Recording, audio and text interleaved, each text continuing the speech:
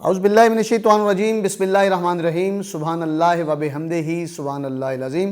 السلام علیکم دوستو، آج ایک بہت خوبصورت معلومات میں آپ کے ساتھ شیئر کرنے جا رہا ہوں کہ کہتے ہیں 1906 سے پہلے ہمارے اس پورے معاشرے میں جو ایک مسلک جسے ہم مسلک اہل حدیث کے نام سے پہچانتے ہیں اس کا وجود نہیں تھا۔ اس کا آغاز 1906 میں ہوا اور اساتذہ بتاتے ہیں 1896 سے پہلے جو تعلیم ہم آج کل ایک دوسرے کے ساتھ شیئر کرتے ہیں جسے مسلک بریلوی کے نام سے دنیا جانتی ہے، تو اس کا آغاز 1896 سے ہوا۔ 1896 سے پہلے کوئی شخص، آپ سن کے حیران ہوں گے، کوئی بریلوی نہیں ہوا کرتا تھا۔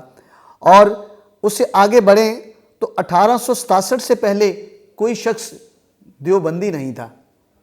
آپ کو سن کر حیرانگی ہوگی کہ سن 250 ہجری سے پہلے کوئی بھی شخص حنبلی نہیں کہلاتا تھا۔ امام احمد بن حنبل سے جو بات منسوب ہے، تو آگے ذرا تھوڑا سا میں لے کے چلوں تو کہا جاتا ہے سن 200 ہجری سے پہلے کوئی بھی شخص شافعی یا مالکی نہیں تھا۔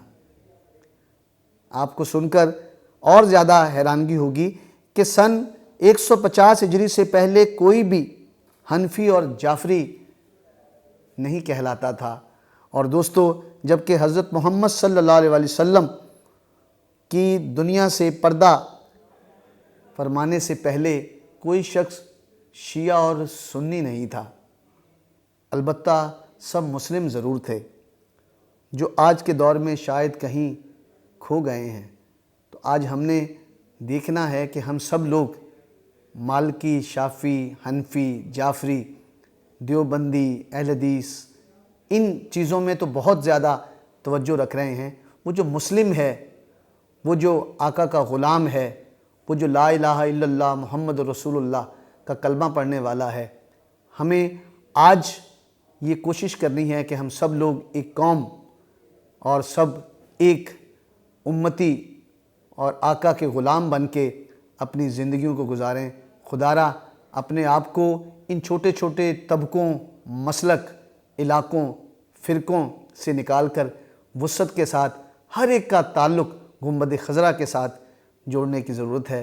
تو میری آج کی یہ چھوٹی سی کوشش کہ ہم سب لوگ اپنے آپ کو آقا دو جہاں صلی اللہ علیہ وسلم کے امتی بناتے ہوئے اور اپنے آپ کو اپنے اس سونے اور میٹھے اور پیارے آقا حضرت محمد صلی اللہ علیہ وسلم کے ساتھ نسبت کو جوڑتے ہوئے ہم سب مسلم کہلائیں، مومن کہلائیں، اور یہ اپنے آپ کو جو دکانداریوں میں اور مسلکوں میں اور طبقوں میں ہم نے تقسیم کیا ہوا، خدارا اپنے بچوں کو اس سے بچائیں اور ایک متحد اور آقا کے غلامی کا پٹا اپنے اندر ڈال کر، اپنے گلے میں ڈال کر آقا کی امتی بننے کی کوشش کریں۔